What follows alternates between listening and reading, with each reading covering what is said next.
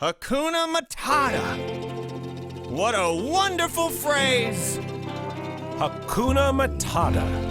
It ain't no passing craze. It's our problem-free philosophy. Hakuna Matata.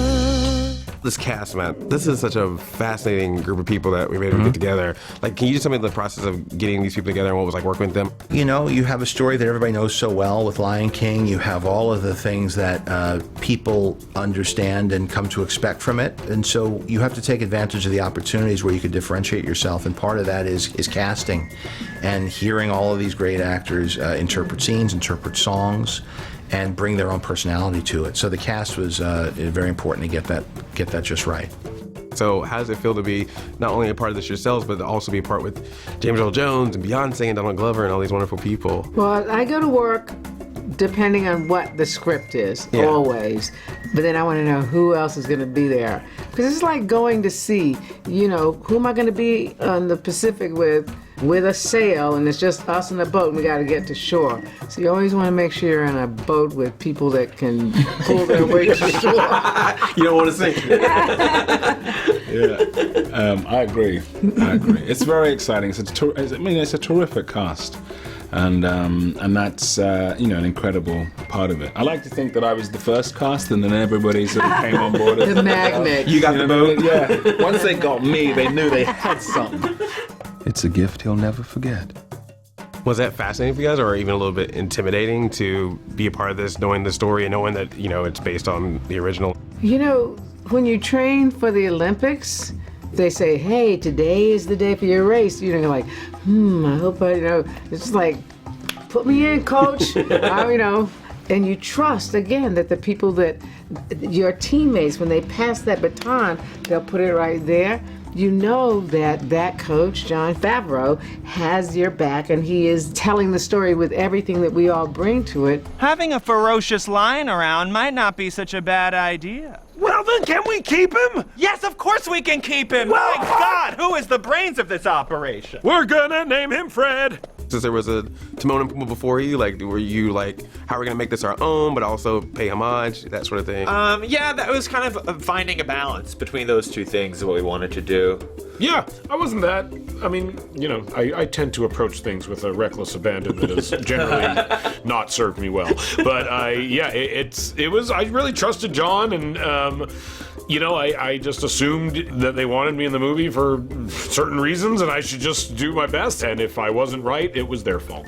No one's gonna blame us if this doesn't Exactly. work. Yeah, that's not on us. Yeah. I almost nailed it. It was very unique. 90%. We wanted it to feel as much like a live-action production as we could.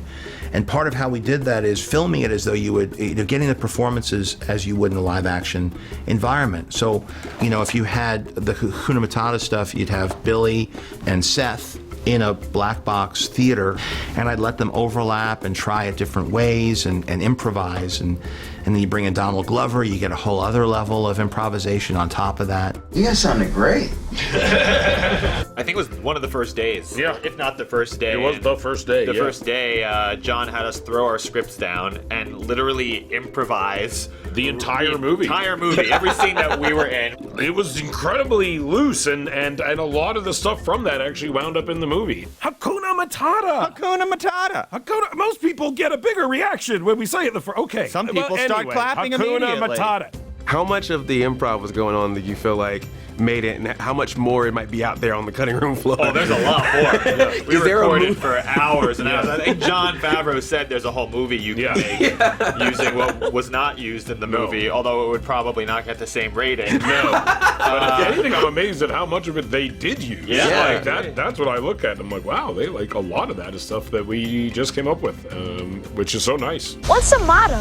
Nothing. What's the motto with you? Nice! Boom! What was it like to bring in JD or Donald when you were working together like that?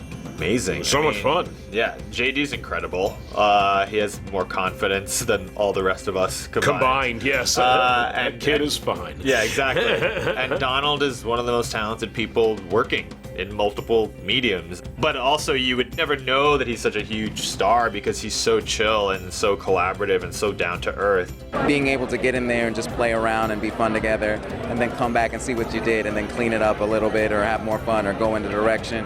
It's like the best parts of like improv and writing, where you get to do both. Every other time we were recording the scenes, we were together and got to play off of one another and really, you know, have like a very like alive dynamic, which, you know, is sometimes hard to capture in these animated movies. How'd you do? How many vultures did you get? I didn't get any vultures, but look, I got a lion. I was talking to Jon Favreau earlier, who said that sometimes it was almost like a black box theater with doing some of the vocal recordings. Were you part of any of that?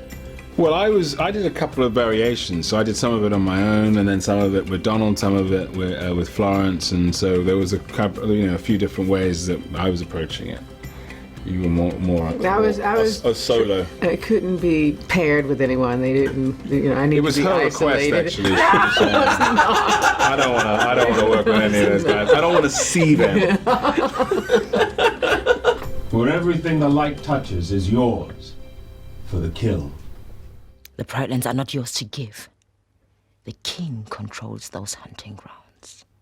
It's an amazing project, and I think that we all, you know, just, you know, related so strongly to it and loved it so deeply that for me, because it was one of those very rare experiences 25 years ago when you'd have anything at any kind of scale, anything like this size that was set or was connected to the continent, just that alone was so exciting. The ripples of that in my family and community was so strong of going to go and see the Lion King. It's the story of Africa. It happens in Africa, and it is my property because that continent and those animals and those trees and those little bushes and hokochis are part of my heritage.